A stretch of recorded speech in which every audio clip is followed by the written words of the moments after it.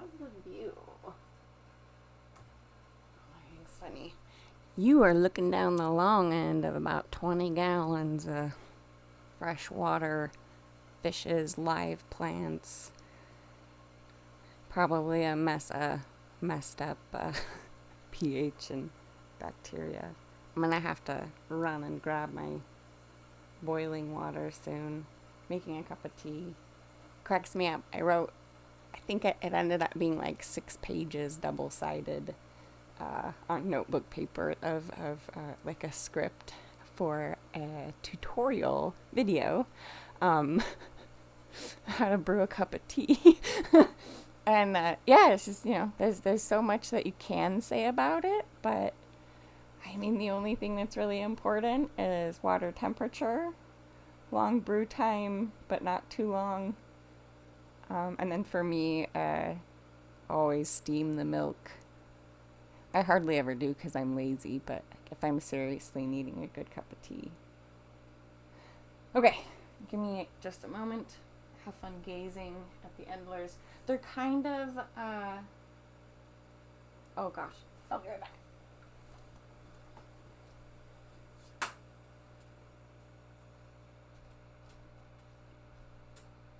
Those guys that look like guppies are called Endler's live bearers, and they are related to guppies. I don't know what the word is for them. They're offensive. They're flamboyant and they sexually harass each other constantly. I shouldn't have said that, because if you don't know what their sex organ looks like, you don't know. You think they're just doing high fives with their fins. But the Cories are my favorite. I call them Corridories, but it's a Corridora, and it's the common bronze variety of a Corridora catfish. Starts with an A. I don't know how to pronounce it. But they're just the albino version of that. So from what I read, they are a little bit more delicate, and they maybe don't have great eyesight. But I don't know why I just love them. And then the little, the other bottom feeders, I don't know if they're at that end. I see most of them. Oh, there's one at the top. You can see his little sucker face. Those are Otocinclus. Anyway, it's another kind of catfish. From, I think that they get them from like the waters of the Amazon. Maybe I probably way off. Maybe they're an Australian breed. I don't know. Species, I mean. They're so cool. I just love them. We still have Lola. She's convalescing after illness. And a 10-gallon bacon tea. This is Yogi Bedtime with skullcap mixed with celestial seasonings, or whatever it is, celestial, yeah. Sleepy time detox, even though it's not even 11 o'clock in the morning yet. I decided to skip my Wellbutrin.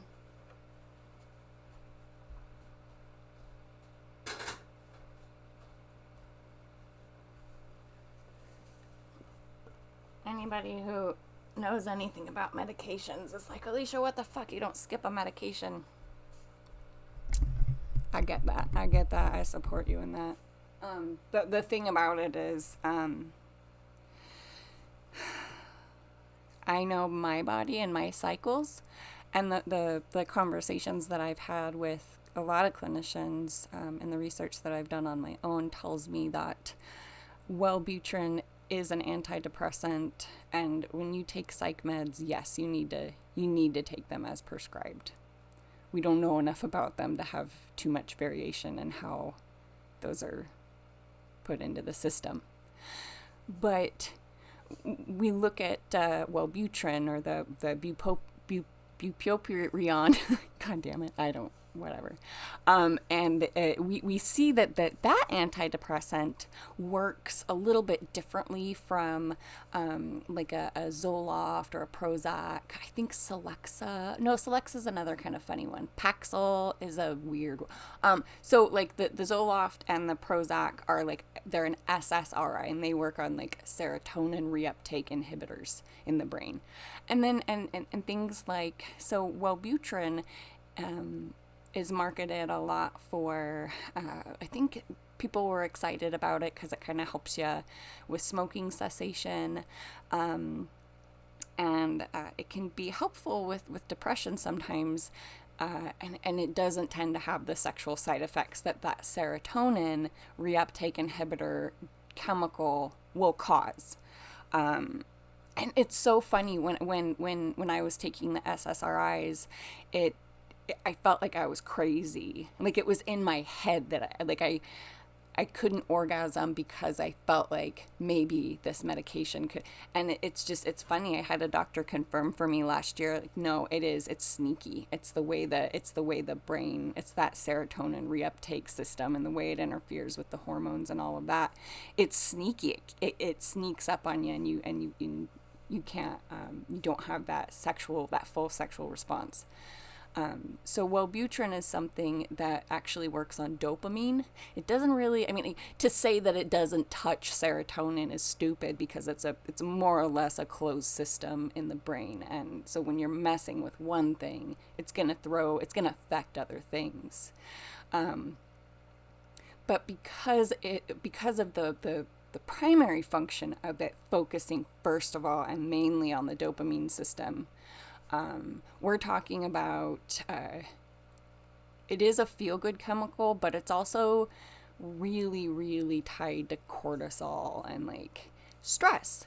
So some people who have depression and anxiety, and I say some, not because some people who have depression have anxiety, but and I clarify that because it's pretty well known that depression and anxiety are like twisted sisters. Like they exist. It's hard to find one without the other.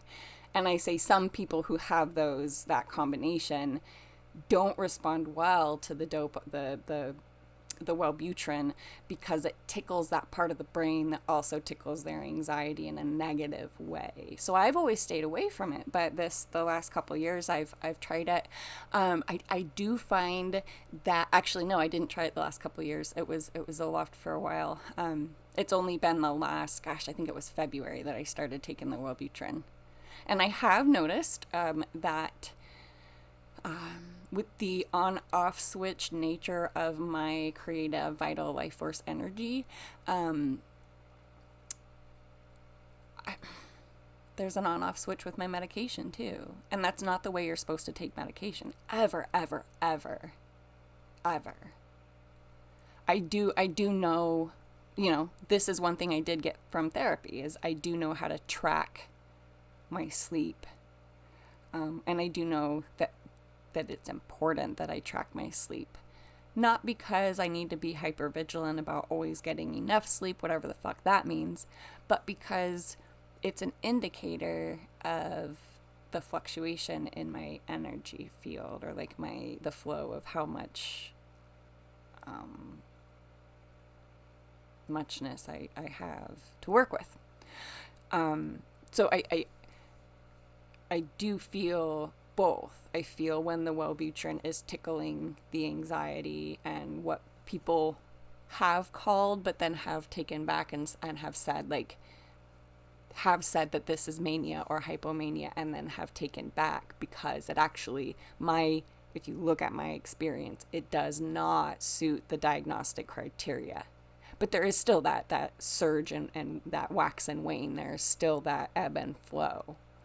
And like I said, that like the cyclothymia and the dysthymia come in, but people, and I love Stephen Fry, and I think it's hilarious that he's calling it, in that one documentary. I don't even know if that's something he's still saying, but it stuck in my brain as like bipolar light. When we use words, sometimes it's really telling of the culture at the time. When we try to put like a scale on the severity of the dysfunction that is caused by something, that's not something that you can quantify. Somebody from the outside can't quantify that.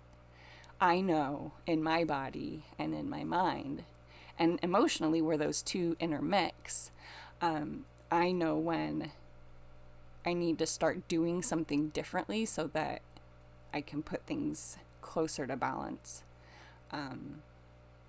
And I guess I'm just, I like the idea of having that crutch for when I am low and lacking, because I don't have a sense of actualization for myself yet. I don't have a secure place to fall yet. So when I am falling, I want to have the Wellbutrin to cushion it. But when I start noticing that I'm in that creator mode, but I can't wind down for days, and sleep is a struggle for days, and I feel that panic start to rise up in me as the sun sets, like, God, it's gonna be time to try and sleep soon, and I'm gonna suck at it again. I know that I can skip a dose of Wellbutrin and that will help. But it's important that I check in, And it's also important that I remember to be consistent with taking it when I need to take it. So there's two sides to that coin. If you're going to be, if you're going to give yourself that permission to kind of meddle with your chemistry, there needs to be a consistency. Oh, and that brings me to, I left my notes over here.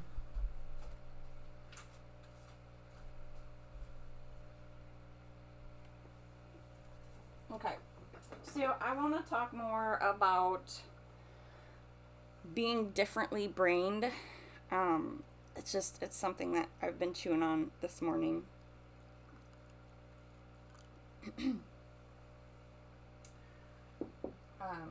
So, that's still super hot. So, findings from the scientific community, the behavioral health community, findings from their experience with autism in modern society point at the acknowledged. I don't know if it's universal. I'm not in that community enough to know the ins and outs, but I think we've reached I think pretty an acknowledged existence of differently brained people. Like, that's what for me, from my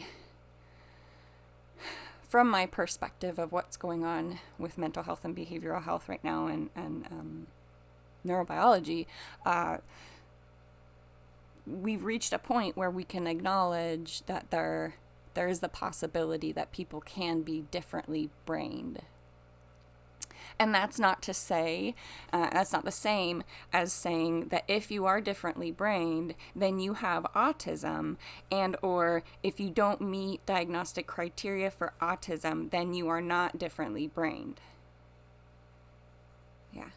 And that's also not to say, because we talked about difficult to treat things yesterday.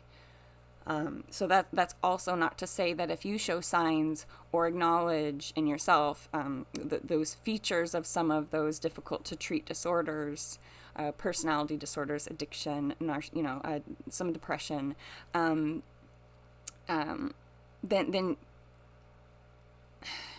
so if you show signs or acknowledge relating or acknowledge some of those signs of the difficult to treat disorders, then you're differently brained and off the hook. That, so it's not to say that.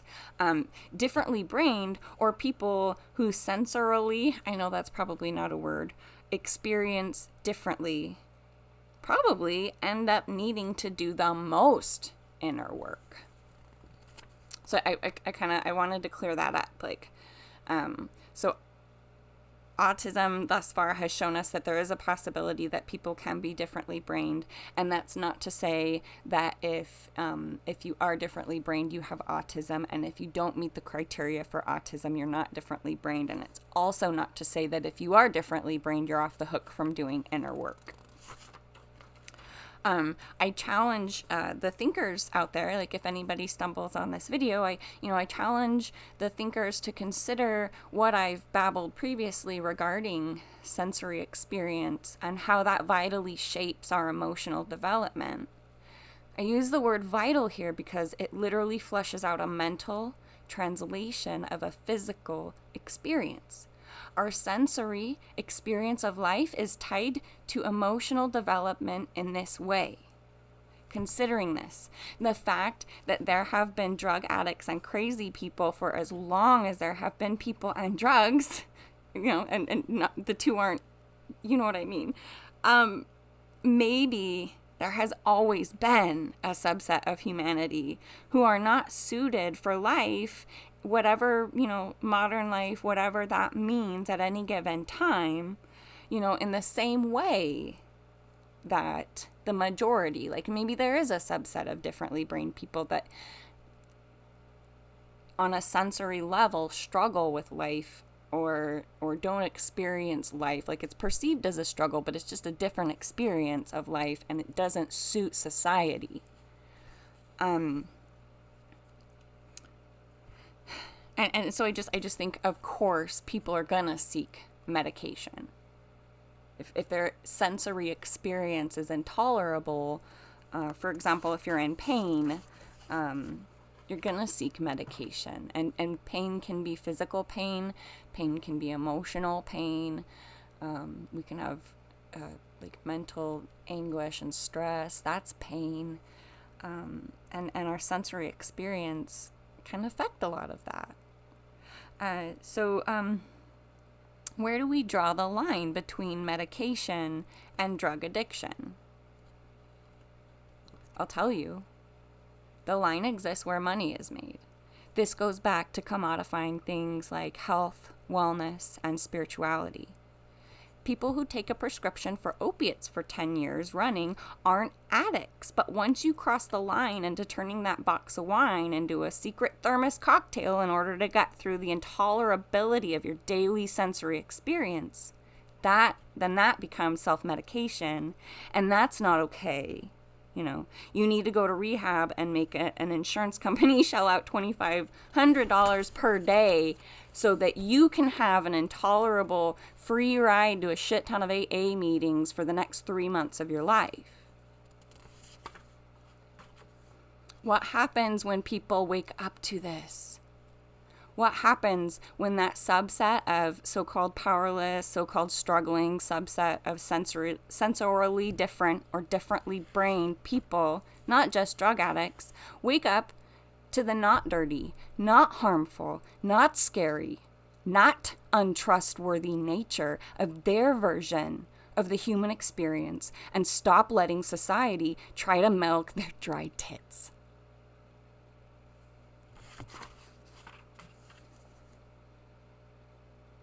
Something's got to change, guys. I know a lot needs to change inside of me. That's always going to be true. But I challenge whoever finds my stuff, and I hope it pisses people off sometimes. I challenge you. Watch the entirety of what I have to say.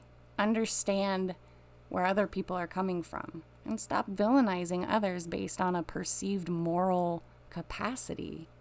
You can't measure things like that, honey.